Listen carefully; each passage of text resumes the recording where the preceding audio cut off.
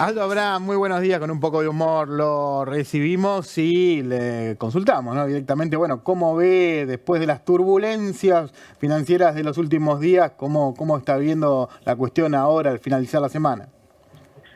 La verdad es que poco a poco se iba a ir entendiendo los anuncios del presidente del Banco Central y el ministro de Economía que hicieron el viernes pasado y que, bueno, alentaron un poco de incertidumbres en los mercados, porque alguno llegó a hablar hasta de que era Plan Bonex. La verdad es que no dijo literalmente eso, fue lo que lo titularon muchos medios, pero bueno, sí, Aldo Ferrer, cuando uno le hablan de Plan Bonex, se pega un susto fenomenal, ¿no? Claro. Pero no, lo que anunció el ministro de Economía el otro viernes es simplemente otra forma de instrumentar lo que ya se venía haciendo, que es pasar la deuda que tiene el Banco Central a quien verdaderamente se la gastó, porque el Banco Central, para financiar los excesos de gastos de los gobiernos que no tienen plata, que entonces le piden financiamiento al Banco Central, tiene dos instrumentos. Uno es la emisión monetaria. Le dan a la maquinita, con eso se lo dan al gobierno para que gaste. Lo que pasa es que cuando uno emite más, produce más de cualquier bien o servicio de lo que la gente quiere, pues cae su precio, ¿no? Baja su precio, y acá lo que pasa es que baja el poder adquisitivo de nuestra moneda, y en cierta forma lo que están haciendo es sacarnos poder adquisitivo a los pesos que tenemos todos los argentinos para dárselo con esto que se llama impuesto inflacionario al gobierno para que ellos gasten más. Obviamente vos con menos poder adquisitivo sos más pobre, gastas menos, ¿no?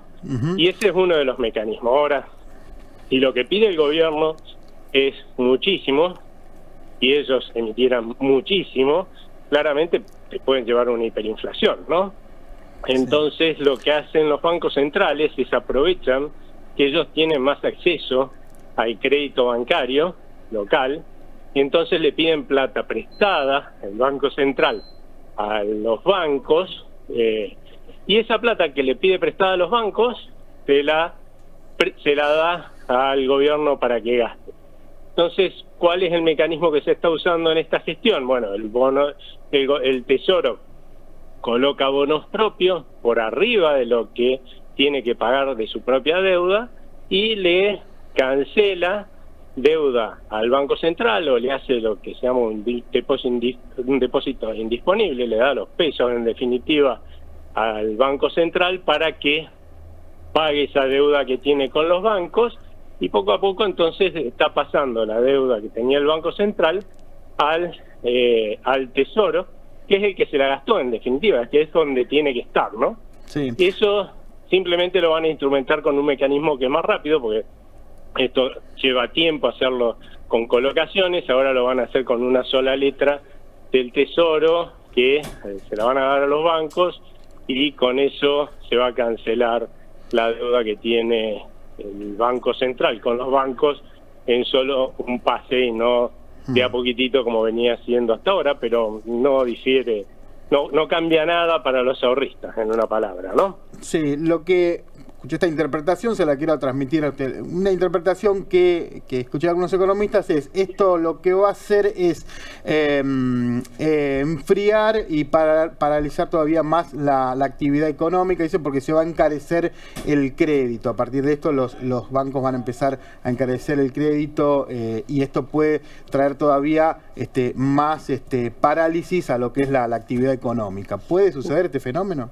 No, porque imagínate que lo que tiene, digamos, lo que el Banco Central le debe a los bancos, ¿sí?, no se lo puede prestar a la gente.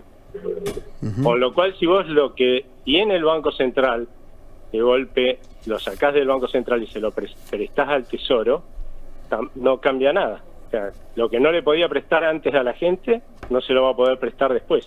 O sea que ese es un error económico, igual que decir que como dijo algún economista, esto es como prestarle a la esposa, pasarle la deuda a la esposa, u otro que escuché por ahí, le cuento a ese señor que la deuda de él no es no es de la esposa, ¿no es cierto? Si él se muere, la esposa no la va a tener que pagar. O sea que ahí ya tiene un pequeño problema que empieza a explicar por qué no es lo mismo el Banco Central que el Tesoro. De hecho, si eso fuera cierto, hace rato en Estados Unidos, con los juicios que tenemos porque no pagamos nuestras deudas, nos hubieran incautado todas nuestras reservas. ¿Por qué no lo hacen? Porque son personas jurídicas distintas, o sea, son cosas distintas. El Banco Central en el mundo, ¿sí?, y el Tesoro. Son dos cosas distintas y por eso no nos pueden embargar las reservas internacionales. Y por el otro lado, justamente porque en el mundo entienden que son dos personas jurídicas distintas, esos países tienen un dígito de inflación. Como nosotros no lo entendemos, ¿qué hacemos? Justamente desde el Tesoro usamos el otro bolsillo que no es tuyo, sí, que es el del Banco Central. Pero lo peor de todo es que ese bolsillo no es del Tesoro, el del Banco Central, sino que el Banco Central, para darle la plata, nos mete la mano en el bolsillo a todos los argentinos, a su vez, ¿sí?, y nos la saca con impuesto inflacionario. Mientras nosotros sigamos pensando así, este país no tiene futuro, ¿sí? No por lo menos un futuro de inflación de un dígito. Si por lo menos los políticos y los economistas no entendemos esto, que los países que tienen un dígito de inflación, que no estamos hablando de Estados Unidos, ¿no? Miramos a los de alrededor nomás. En un año, ¿sí?, lo que tienen es un Banco Central independiente. A nadie se le ocurriría decir que el Banco Central es otro bolsillo del Tesoro y que su prioridad absoluta es darle una moneda estable y confiable a su gente, a los ciudadanos, porque esa es la forma de respetarlos, y no como ha sido el Banco Central de la República Argentina, que se ha dedicado a financiar los disparates de gastos de los gobiernos y por lo tanto ha generado estos niveles de inflación, porque claro, emite muchísimo más de lo que la gente necesita o demanda de pesos. Aldo, buenos días, Elisa lo saluda. Quería preguntarle respecto de la situación de la actividad en realidad, ¿no? Ayer se conoció el REM, los datos del REM básicamente por inflación, pero también por actividad, y ahí un crecimiento del pesimismo, ¿no? Lo que muestran un aumento, una baja de actividad que incluso para el segundo trimestre es más elevada que la previsión que habían inicialmente realizado. ¿Qué está viendo usted respecto de la evolución de la actividad? Mira, un factor que tiende a profundizar las recesiones y a demorar las reactivaciones y además enlentezarlas, sin lugar a dudas, es el cepo, ¿no? Habría que empezar lo antes posible el proceso, que es un proceso similar al que usó el gobierno de Cambiemos, que fue la única vez. Nosotros ya tuvimos en la Argentina otro cepo, sí. 22 cepos, ¿sí? 21 de esos los intentaron sostener en el tiempo y estallaron por los aires, nos llevaron a crisis. De hecho, las 3 hiperinflaciones que tuvimos fue por intentar sostener cepos, ¿sí?, que volaron por los aires. La única vez que salimos más o menos ordenadamente de un cepo fue en el gobierno de Cambiemos, del que dejó Cristina Fernández de Kirchner, ¿no? Y eso se hace al principio con una unificación cambiaria y después pasan algunos meses hasta que se logra sacar todas las restricciones y regulaciones y parches que le ponen alrededor para hacer sostenible lo que es insostenible a los cepos, ¿no? A los tipos de cambio atrasados que generan lamentablemente los cepos. Ese es un factor que tiene que resolverse cuanto antes, pero la verdad es que primero pero lo que tenemos que entender es por qué tenemos una recesión. Imagínate que el año pasado, durante todo el segundo trimestre, estuvimos hablando en forma creciente que se venía una crisis, ¿no? Y no una crisis cualquiera, una crisis hiperinflacionaria. Cuando los argentinos, que tenemos mucho ejercicio, lamentablemente, en esto de vivir crisis, ¿sí?, escuchamos esa palabra, lo que hacemos es inmediatamente ahorrar un montonazo. ¿En qué lo hacemos? En divisas, porque los pesos desaparecen en cuanto los tuviste un ratito. ¿Y por qué lo haces? Porque querés justamente morigerar el impacto de esa crisis en el bienestar de tu familia. Y obviamente si todos estamos haciendo eso, porque todos empezamos a hacer eso, Sí.